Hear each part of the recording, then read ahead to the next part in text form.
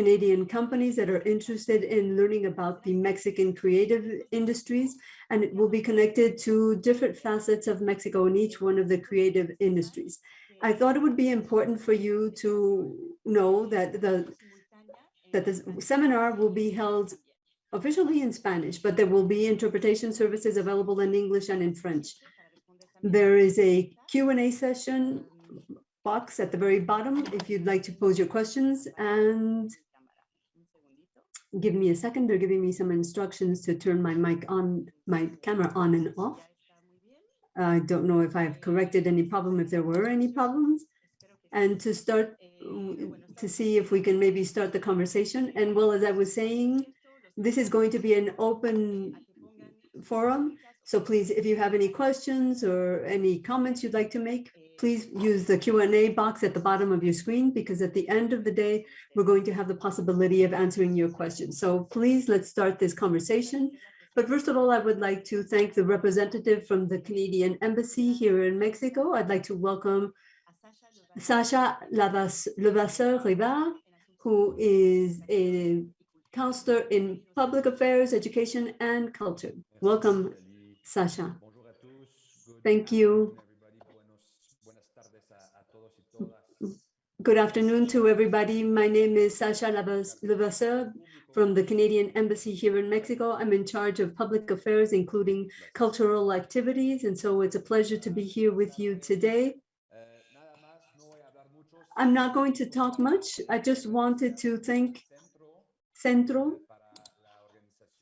for organizing this webinar based on a market research process that took place, and we believe that this is going to be very useful for all of those of you who are working in the creative industries. I would also like to thank those who are sponsoring all of the efforts. Heritage Canada, which is financing this initiative, which is an initiative that has been established by the Commercial or Trade Department in Canada to encourage trade between our two countries. And as you know, the creative industry sector in Mexico was affected, of course, by the pandemic, but we also have seen that there is finally a bit of hope and of possibilities of reaching business deals. And in that sense, I would say that Mexico is Canada's third most important trade partner.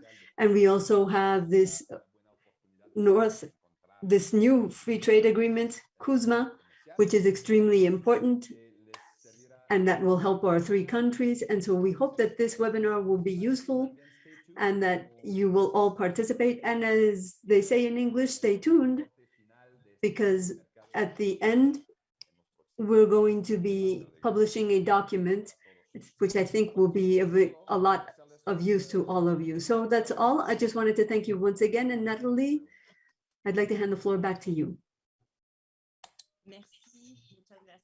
Thank you, Sasha.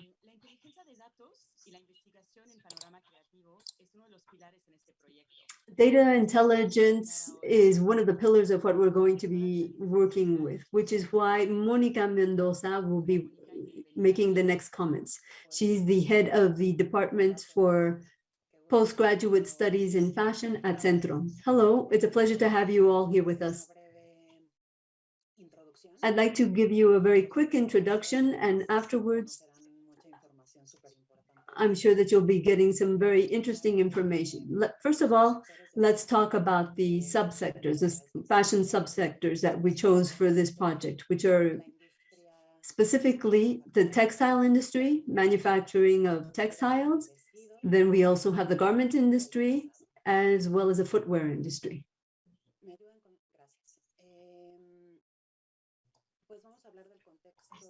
Let me tell you a little bit about the current context and the general indicators that we got from our market intelligence.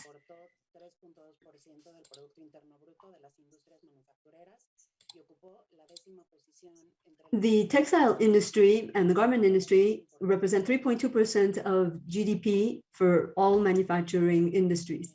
And it was 10th in terms of economic activities in 2019. In Mexico, 77.5% of GDP is represented by formal commerce and trade, whereas 22.5% is represented by informal commerce or trade, which goes to show that we have a percentage that makes us a country that is very competitive. Manufacturing garments is one of the most important things that we do in the textile industry.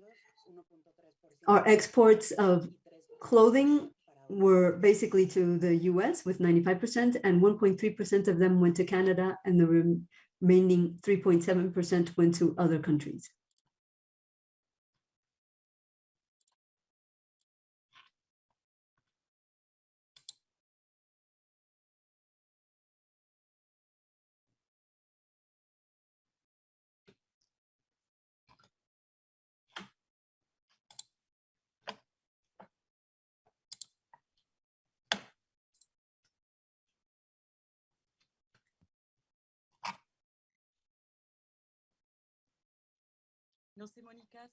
Monica, have you finished your comments, or was there an issue?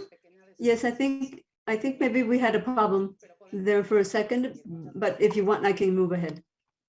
Thank you, Natalie. You can just move ahead, Natalie.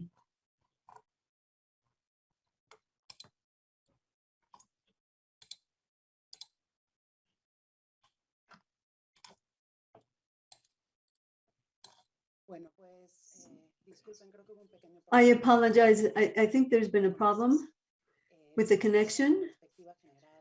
I just gave you a general overview of the market for the fashion sector.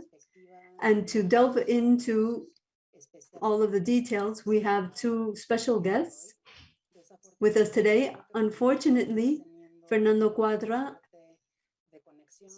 has a problem with his connectivity right now, so hopefully he will be joining us later on. But in the meanwhile, I'd like to introduce Jacobo Romano. Thank you so much, Jacobo, for joining us today and for taking some time out of your busy schedule. He's the director of Ilusión and Fiorentina from Grupo Diltex, which was a company that was founded in 1949, which is focused on designing, producing, and selling women's products, including lingerie, garments, cosmetics, and home articles under the brand Ilusión. In 1995, it started operations in the US as well as in Central and South America. Thank you very much. Thank you very much for our role is one in which we want to see how we can collaborate with the industry, with you, with CENTRO, to see how we can collaborate in this ecosystem with multidisciplines. Insofar as what I do and the company that I represent, well, first of all, I would once again thank you for the invitation. Hello to everybody. And Natalie, will you be giving an introduction, or should I just move into the subject at hand? I think maybe we should just get into the subject at hand. And to start the conversation up, perhaps what we could do is talk a little bit about the lines of business that you have in your company, because I think that's a key point for our audience to know why you're such an important guest for us. Thank you. Well, first of all, I think I should mention something, especially for those of you who are not familiar with Mexico, in the sense that we've tended to be very vertically integrated. That is to say, we buy the thread. A little bit later on, I'll explain what our added value chain is all about. And we turn all of that thread into a product. And we don't think of ourselves as manufacturing products. Rather, we manufacture fashion-related brands that provide added value to the lives of everybody who buys our products. And that's important because it's helped us to have a better idea of the business side of things. Originally, we started out making lingerie. It now represents only 40% of our invoices. We also work in other fields right now. And without that, I mean, I think I would have to admit that we are leaders in the lingerie department throughout the world. But recently, in 2014, for example, we started to work with the footwear industry. And that's something that we've been working on basically here in Mexico, mostly here in the city of Mexico, although part of it is also done in Guadalajara. And this is not just in something that we manufacture to be sold in Mexico, but in other countries. And we also have our own beauty-related line, colors, personal care, and we also work very closely with L'Oreal, Maybelline, Garnier. And so that's basically what we do at our company in terms of the business line. Jacobo, could you please take a minute to quickly remind us of the names of your brands? Because I think that's something that always shocks many of us when we realize how big you are. Yes, of course. In terms of lingerie, where perhaps we have a stronger position, our flagship brand is Ilusión. I think it's the one most people are familiar with. And this is something that has been happening in, I think there's some noise in the background. Can somebody help us, please? There's the mic open. Mil gracias. Perdón. No, está perfecto. La marca insignia que tenemos es Ilusión. I apologize for that. As you heard, Ilusión was founded in 1949, and it was a very interesting start, but it was a brand. It's a brand that has the aim of continuing to grow, and it focuses mostly on Mexico. We believe that it's very important that we find a way to have a share of women's heart. And we're very proud of the fact that Ilusión has managed to achieve a significant share of heart. Fortunately, we have been very honored in the sense that the Hispanic market or Latin market always know us as the brand that they're most happy with.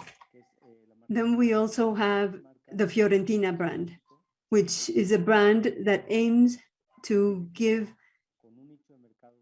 the possibility of creating a market niche in which women were sometimes unhappy with the sexualization of women, for example. And so that's something that we try to balance out in Fiorentina, to bring back the whole sense of intelligence when women are buying their lingerie in these malls, or if the purchase is made online.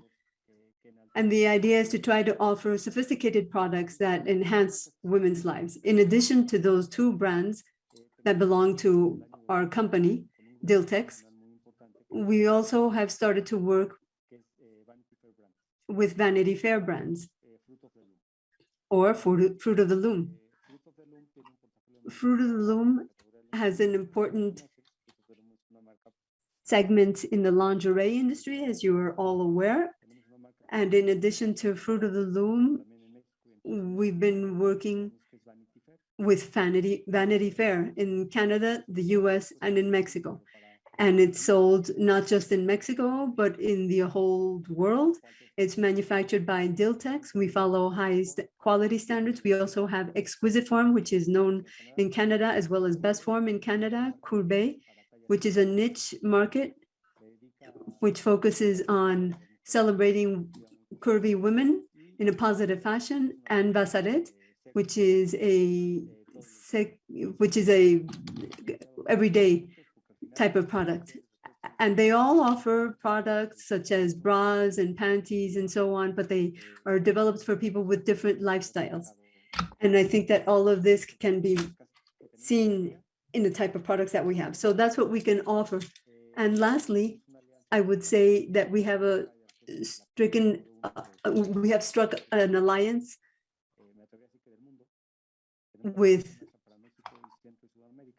a company that works through throughout the entire world with the manufacturing of cocktail dresses. And we also have an agreement with Yesa and Maybelline, in addition to working with Garnier. Thank you very much, Jacobo. And now I'd like to introduce Fernando, who was able to finally log on. Thank you very much, Fernando, for joining us today and for sharing your time and experience with our Canadian audience. I'd like to introduce you very quickly, just so that everybody can have a better idea of who you are. Let's welcome Fernando Cuadra, who is a well-known entrepreneur who began his first business in 1986, and he works in the accessories and footwear industry. He also works with hides, designs, and applications. He is a leader internationally as well as nationally in terms of the products that he offers. Cuadra is also the representative of a lot of other types of companies that are dealing with leather. Thank you very much. You make me sound like I'm important, but I'm not that important. Thank you for letting me participate in this conversation in which you're talking about Ilusión and others. This is very interesting, and I see that you're very diversified, that you work in lingerie as well as footwear. Corral, by the way, is very connected to that experience that you have, in which we're trying to recognize women, because it's not like anybody wants to say, oh, look, I'm wearing Victoria's Secret or anything. It's a product that you sell because of your personal wishes. And in our case, we've been working with Swarovski as well as many other countries. And people say that we have to find new types of strategies to use in the future. And if you like, Jacobo, you can jot down my phone number and you and I can get into contact to see what type of business agreements you and I can reach. Yes, you can send it to me. The whole point is for us to come together, to add value, and above all for people to perceive that value. And what we're saying right now, in the sense that people will want to repeat the experience in order to be successful. Today's challenge is to be able to repeat that experience. And we must remember, for example, that the segment has grown a lot, that it's achieved a lot. Yes, but when you did that, you probably took somebody's market niche, and at some point somebody's going to take that niche away from you as well. And so what we've been trying to do at Corral is to make sure that people can repeat the experience, that they can stay in their own income, and how they can use that income, and that they can think every 6 months they can buy a pair of boots or something. And I assume that the same thing that happens to you in your own business, that'll be an interesting challenge. Can I interrupt you for a second just to ask you to quickly explain your lines of business at your company? I think that would be very useful in order for us to be able to give a bit of context, because it's not just Corral, right? It's also Grupo Cuadra. You have a lot of business lines. So could you really very quickly just tell us what the different business lines that you have? Okay.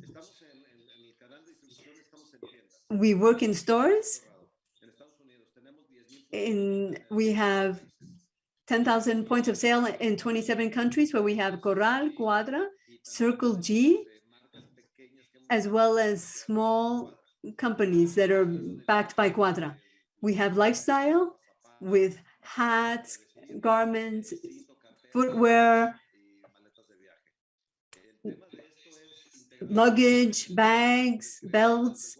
We also have hatcheries for the products, the hide products that we require, such as alligator and crocodile, ostrich, and so on. And we're also working with stores established with the name brand Cuadra.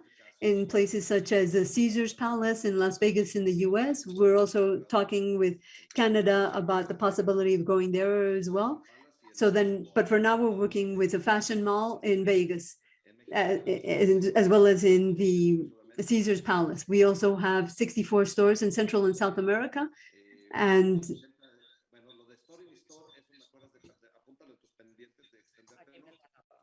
El negocio de store in store. we also have store in store, which has given us very good results, in which, for example, if you go with a buyer and they tell you, I don't like this product, and they're basically criticizing all of our products when it might have been just a niche product that they didn't agree with.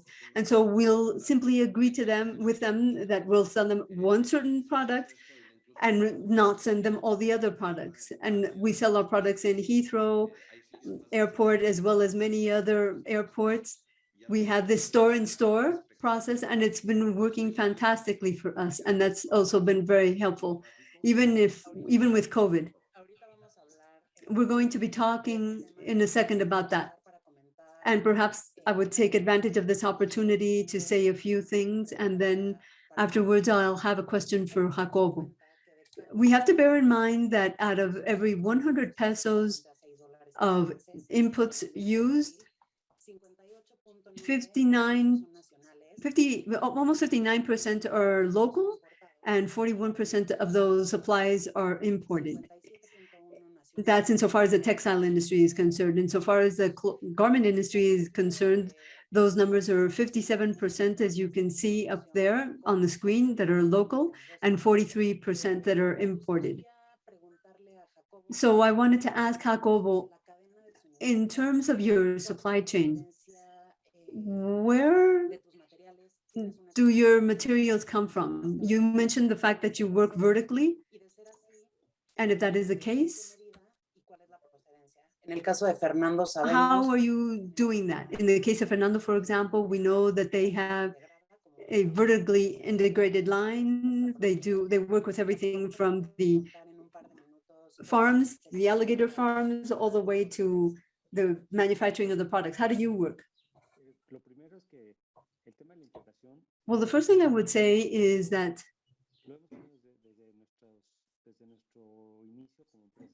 from the start as a company, we've done things in a certain fashion, but not necessarily because we wanted to. A little bit later on, I'll be talking more about the speed at which we reach the market. And I think this is something that we share in common, Fernando and I, that require us to be much more integrated and find the best quality product for our market, which is why we've been trying to make sure that we have a very well integrated supply chain system. We buy the fibers, the threads,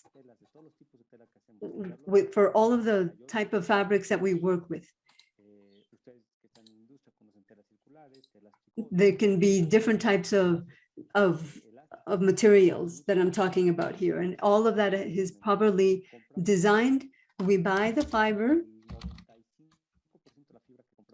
95% of the products that we use are usually cotton or elastane, for example, lycra. That's something that we've been working on with for a long time now, and that represents a significant portion of what we buy. And that approximately 88% is manufactured or produced in the region, be it Mexico or the US, but most of the product is made here in Mexico. So that gives you a better idea of how we deal with our supply chain. Thank you very much, Jacobo.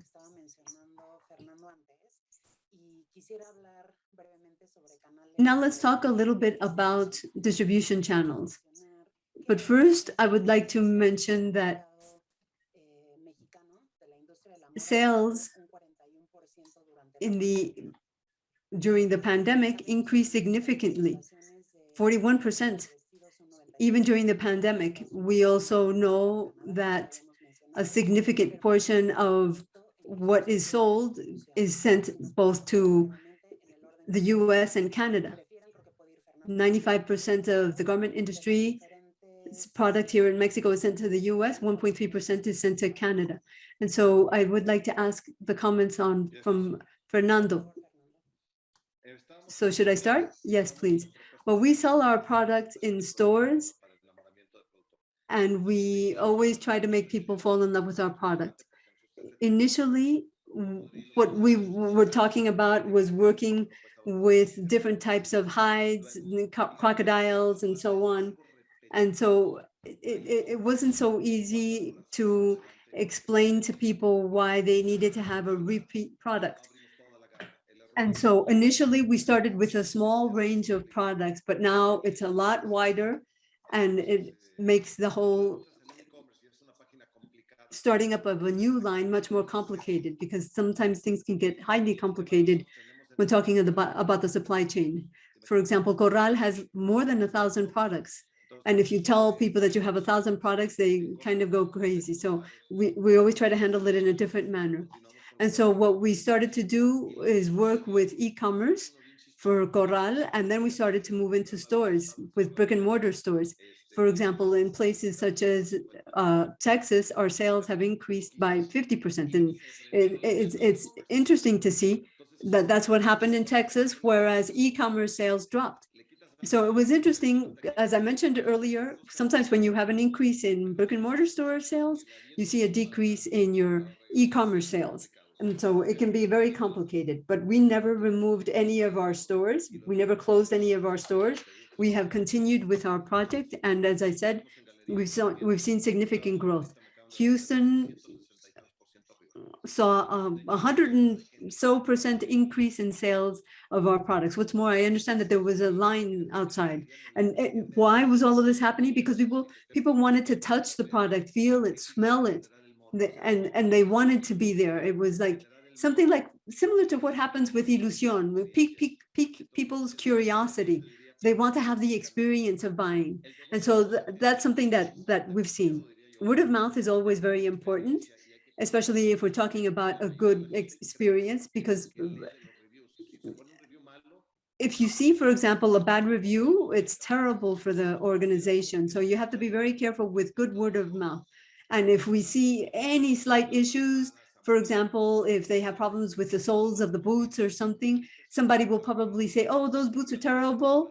And they'll complain about it on social media. And so what we do is immediately when we see that type of a complaint, we give them a free pair of boots so that they don't speak ill of our products. Because these are products that people will buy on Friday and perhaps ask for a return on or a refund on Monday.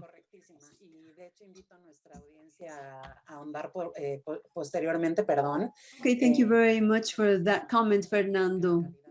And we would love it if you could provide us with a list in writing for us to know exactly all the brands that you work with. How about you, Jacobo? Well, from the very start, we've always seen ourselves as a multi-channel company.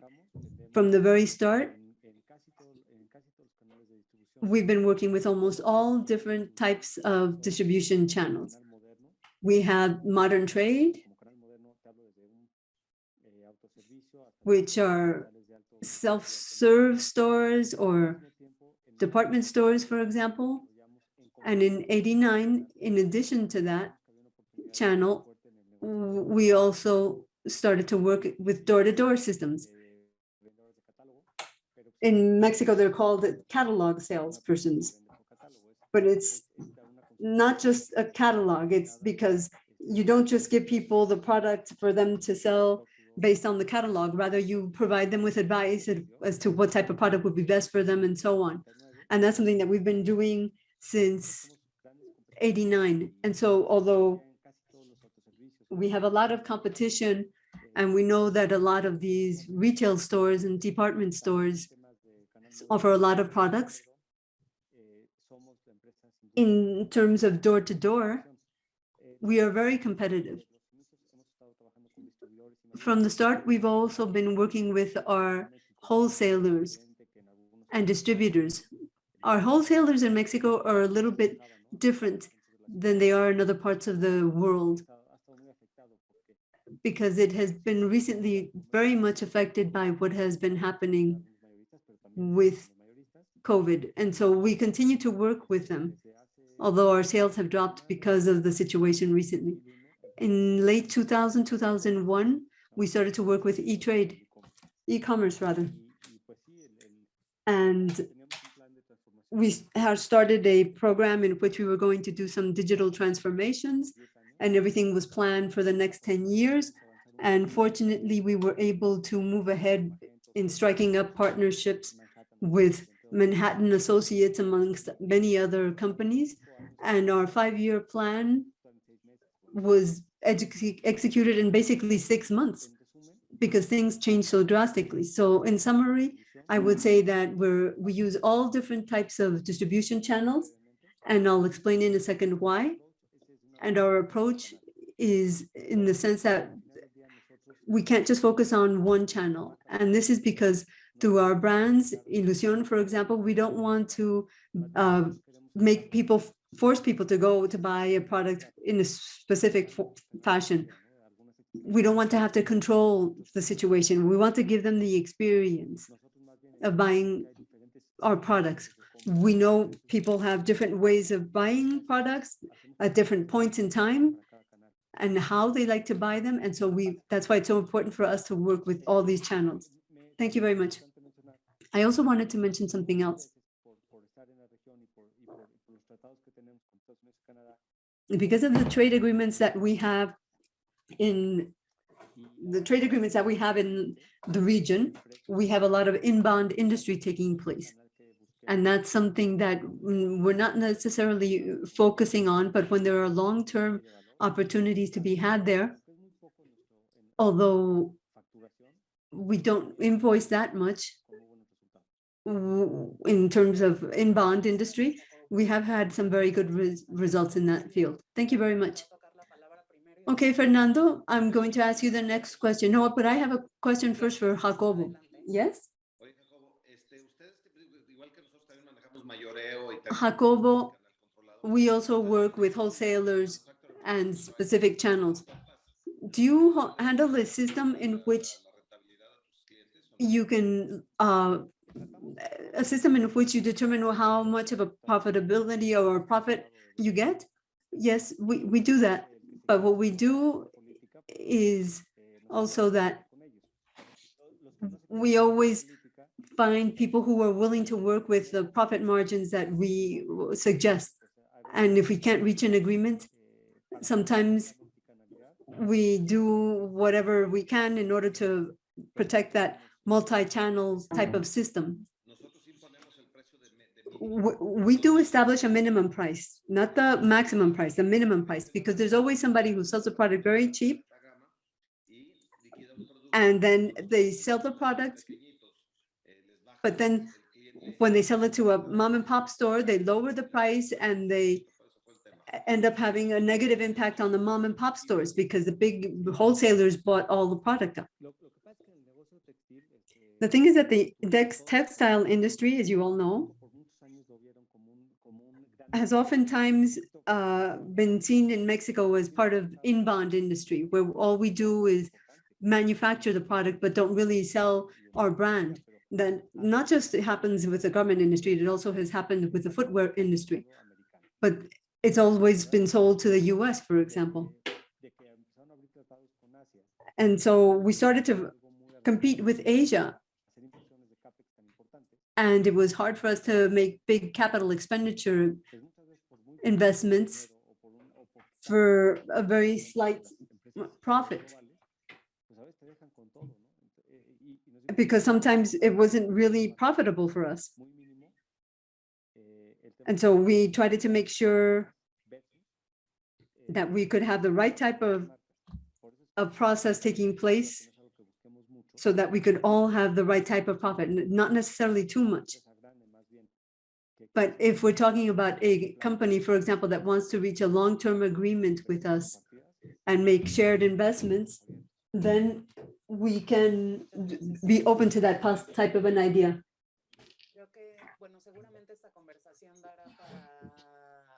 Thank you. I'm sure that we could talk a lot about this subject. Fernando, for example,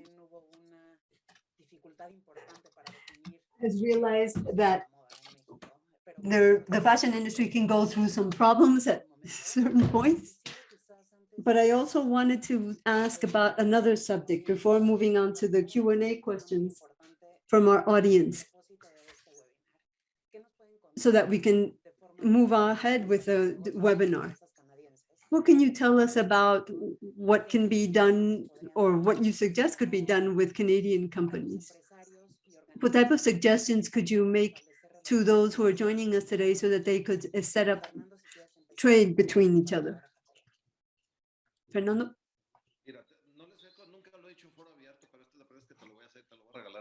Well,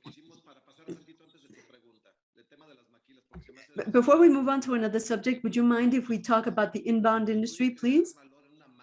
Adding value for a brand and having your brand recognized for the quality or for the creativity can be very difficult. What we did is we established Cuadra, and we also had an inbound company. And then when we started to grow the brand, then we started to lower our investment in the inbound industry, because sometimes they would come and they would try to strangle our efforts, because they would say that everybody else in China and so on sell the product even lower, at even lower prices.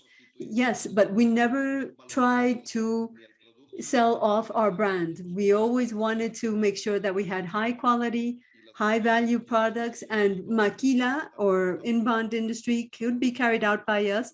We've had certain clients, for example, for which we did products for in the inbound industry, but all they wanted to focus on was the money.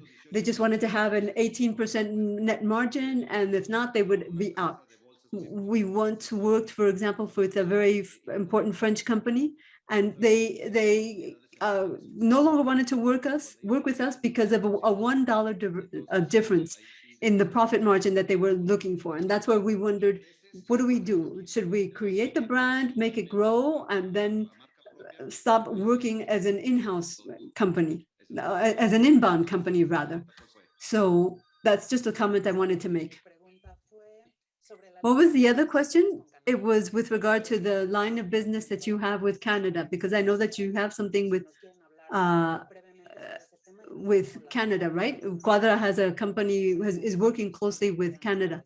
So what suggestions would you make to the Canadians listening in so as to be able to increase the trade between the two countries? Jacobo, would you like to take that question? No, please, you take that question. With Canada, I had a personal challenge there. I felt I could work in Canada. I wanted to do it. I wanted to work with Canada. And so we went to Stampede, I think maybe, that holds a rodeo in Calgary. And so the Canadian government hampered our efforts. So because, I mean, they were saying that we weren't going to be able to work with them. We sent them 1,000 crocodile leather boots, and they were sold in a matter of days. And that's how we showed them that our products were really going to be very successful in Canada. How did we manage to do so? Because we were very intense in our efforts, because they were always very concerned with what if they don't sell it? It doesn't matter, we'll take it back. The inventory, I'll hold on to the inventory, and that's it. And you can pay me 60 days afterwards. I mean, you can use my money in the meanwhile. And so they would always pay me 60 days afterwards when they were already buying a new product. And so now they are definitely with us. Langlish is a very important chain in Canada, and we're working with him. And you know why it happened? Well, because there's a sense of empathy, because he likes motorcycles, so does my brother. And so we created some boots with the rubber soles, which is not something we usually produce. And he loved it so much that he started to sell our products. So you have empathy. If you know how to present your product, you make sure that the owner buys your product, him or herself. That's one of the ways in which you can make sure that your sales can increase. And so that's what I can do with what I can say about Canada. But Canada is different. They focus on the price, on micro administration, and on the pennies. They focus a lot on the money. But once you understand that, it's just a matter of knowing how to give them what they want. That's what I would say about Canada. Thank you, Fernando. What would you add, Jacobo? I believe that the issue of fashion, and not just fashion, anything related to fashion, add value to Mexico. The retail industry in Canada is very well developed, and industrial design, graphic design, creative design in general. And I think that that might be something where we shouldn't just focus on exporting to Canada, because I think that there are a lot of opportunities for us to work very closely with Canada in many other things. They're very diverse. They have done so many things. They offer so many products. They have so much to offer. I think they have a lot of intellectual capital, and through its companies, they can also work with the Mexican market. We've had some wonderful experiences working with Canadian companies, for example, retail design, or with advisory companies, or even machinery. And this has been a very good experience, but it's also been complicated trying to reach them, because you have to find a way to approach them. But I think that if we can have this multidisciplinary approach, the type that you're trying to organize here right now in this forum, it will be great, because it won't just focus on fashion. Now, if we're just talking about fashion and how Canadian companies work, yes, I agree that they focus on micromanagement. And I think that Mexico, at least in my case, we all have to show the Canadian market that we're not just improvised. We're not just shooting from the hip, because sometimes they feel, at least in my experience, this is just a comment I'm making. I've seen that sometimes when you approach large companies like Hersher, Avita, Lululemon, even niche companies in Canada that are doing a great job, when you approach them, they think, or they believe that we're somewhat improvised, that we basically just work for the US and that's it. And so I think that they're very surprised. They're very surprised to see how well we're organized and how we know how to do things in the footwear industry as well as in the fashion industry. They see, I think it's important for us to be able to see how we can increase the communication between our two countries. We've been working with, we've been ISO certified, for example. We're sustainable as well. We're sustainability certified, and that also is very helpful. It opens the doors for us. And I think that's another way for us to be able to do business with Canada. In terms of millennials, for example, they're always very interested in the source of our products, our supplies, where they come from. And so I think that we're doing some very interesting things with Canada in terms of traceability, where your products come from and why you make them and so on. And that's very important. And I think in Mexico, that's something we're all interested in. I think that both our countries have to take advantage of this opportunity and show each other what we can offer. And lastly, in my case,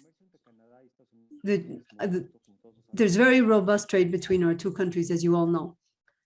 And in terms of the lead time of the Canadian companies that manufacture in Asia or other parts, they have to take a while to get the product, the time to market. And then there's also the cash flow, because you have to get an order down, the down payment, and so on. And in Mexico, the lead time to be able to supply a market, I mean, for Canada to be able to access our Mexico market, you would have very short lead times. And that's a synergy that I'm sure will be something that will be to the profit of all. I agree. We're running out of time, so I'd like to give the mic to Natalie, who is going to help us with the questions, because I'm sure that based on your conversations and your comments, there are a lot more things that we could talk about. Thank you very much, Monica. That was a fantastic conversation. Thank you very much. That was the very great questions. We got some questions from the audience, and I would just remind those of you who have still not asked your questions to please write them down in the Q&A session, because we're running out of time now. There's a question from, there's a question for Fernando, who I unfortunately have never met, but it's a pleasure to see you here, at least on the screen. It says, you've been very successful in working with a North American market. What do you think are the biggest challenges with regard to the Canadian market? I wouldn't say that it's a challenge. I would say what you first have to do is know their market, learn about their customs and habits. Don't move away from your original offering, and pique their curiosity. Our success was in the fact that we showed them what we had, and so that they could become interested in our product without worrying about the cost. But give them the value proposition. And we managed to mainstream our Cuadra offering. And if you do that, it's fantastic. The Canadian market is very large. It's not a high price market like it is in the US. The top price is much lower in Canada than it is in the US, and you might as well know that. But if you understand that and you work with them, it'll be great. We work on the Western side as well as the French side of Canada. And we've got the small, it's a small business, but it's interesting for us.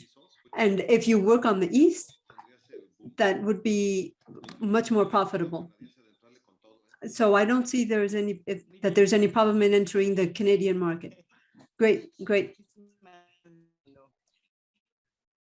¿Cuáles son que sean, las oportunidades de colaboración en el ámbito del What opportunities are there to collaborate in the lingerie field? Jacobo. Well, as you just said, Natalie, as you just heard, Natalie, I also agree that design is very important. I think we're very creative in terms of their design, so that they could export that to us. And insofar as lingerie is concerned, I think that Mexico is a good platform for them to be able to continue to launch their local market. In Canada, they have a very diverse market. They have a lot of Latinos, and it's a market that I'm sure will be very ideal for them. And I believe that there are a lot of people that are already familiar with us. We work with Canadian companies, with Link, for example, which is a Canadian company, and they're doing very well. But I think that not just in terms of us, but in terms of everybody, there are a lot of opportunities to work with our Mexican brands over there, and for them to work with us here in Mexico, for Canadian brands to work with us here in Mexico. When you're certain about your product and you extend your terms, for example, if you say, my product has a turnover of 2.5 times per year, and if whatever isn't sold, I'll buy it back, you can be more aggressive next time around. You can say, oh, buy the product in October, and you don't have to buy until January, February, March of the next year because of capital costs. That's something that's important to bear in mind. You have to be sure that you're handling your accounts properly, but you give them a good offer. And that way they have to establish a replenishment program. And between, for example, we did that. We already did that type of an agreement with them, and we've managed to achieve a 105% sale of our products to them. And we continue to offer them that same type of a plan to pay, because they're also always focusing on the financial metrics, on the return on investments, profitability, and so on. But what we're interested in is making sure that the 2.8% of capital that we're investing is used as efficiently as possible in order to be as competitive as possible. And so we, for example, managed to learn a lot. I don't know, for example, that I don't even have a secretary or an assistant. There's 65, we have 6,500 workers, but I don't have a secretary or an assistant. So I do all of these things. Yeah, I heard about that. I heard that you don't have a secretary. Yeah, and I don't have a secretary either. But if you answer the phone and there's a problem with whatever country, I'll always take the phone and you figure out a way to help your clients. But if you are always available to your clients 24/7 and you do things cleanly and you keep your promises, you'll be successful, be it with Canada, the US, or any other country. So Jacobo, you and I will have to talk about this a lot more at some point. It would be a pleasure. Very good insights. Thank you. That's great. Okay, we're really running out of time now, so I'm going to take advantage to just ask another 2 questions, and then we'll have to close. But I would just like to say that this is fantastic, and it's wonderful to be able to see that this conversation has been flowing so well. So a quick question for you, Jacobo. Do you have any files, historical files? And do you have it in Mexico City? Yes, we're known as being a very famous brand here in Mexico. And the Intellectual Property Institute here in Mexico has even designated us as an important brand that has been around for so many years that it has a strong reputation. So yes, we do have historical files just to prove how strong our brand has been from the very beginning here in Mexico. Okay, I have another question. Do you think there would be a possibility of establishing business connections between indigenous communities of our 2 countries? Can I take that question?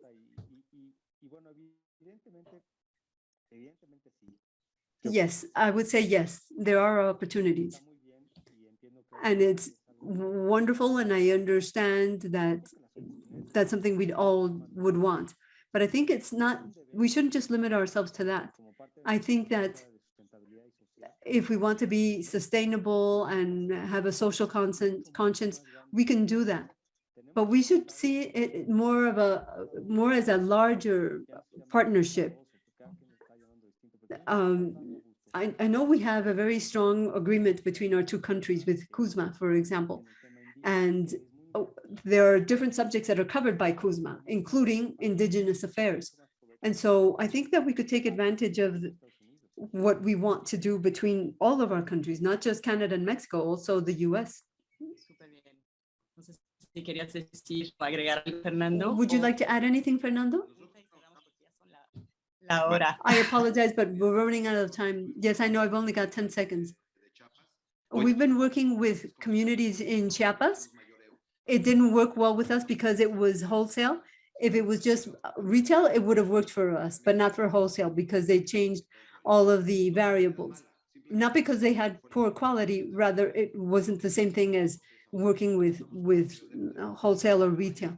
And then afterwards, we started to work with Amayas, and we have been extremely successful with them. I sent you, I think, some bags of what we have done with Hermes bags, for example, and they've done a fantastic job there. I think they have a 96% profit margin on that bag. So you can just imagine how beautiful that bag is. And so there's a lot to be done. I know, but we have to understand the expectations and find a way to make sure that those expectations are followed through on. All right, thank you very much. I think this is the last question so that the audience can have one more question answered for them. This is a question for Mr. Cuadra. How have you adapted your business processes in order to be more sustainable? Well, we have a vertical process for our farms, all the way from our farms, all the way to the production of our bags. We always try to do things, for example, with a crocodile, make sure that we work with the egg, the hatchery of the eggs, and then we use the hide, and then we manufacture the product. And we have to make sure that the animals do not suffer during this process either, because it's not the same thing to have a farm as it is to have to hunt the product down out in the countryside. So we're trying to be as sustainable as possible with that. So I know that what's most important is that we have to educate people, because for now the trend is, oh yes, no, nobody eat meats, everybody just eat grass.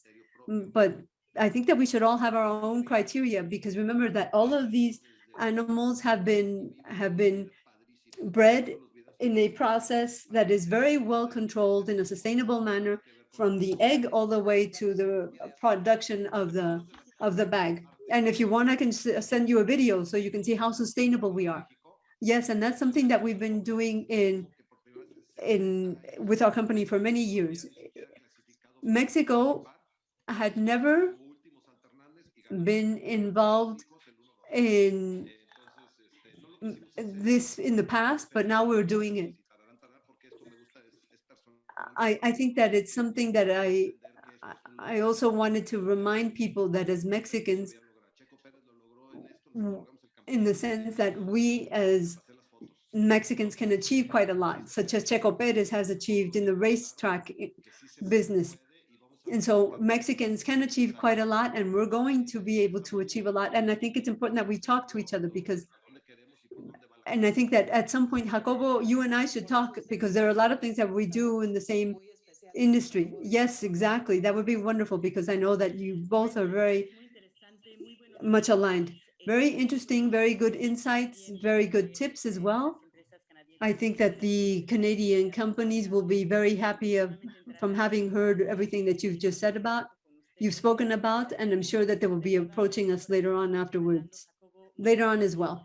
I would like to thank Fernando, Jacobo, Monica for participating in this event, and we would also like to thank all of the participants for having connected onto this webinar, which we will hold another one of very soon. And this is going to be an opportunity for us to be able to learn a lot more about the creative industries in both of our countries, and what business opportunities can be had. We hope to see you in the next webinar on April the 16th. And thank you very much.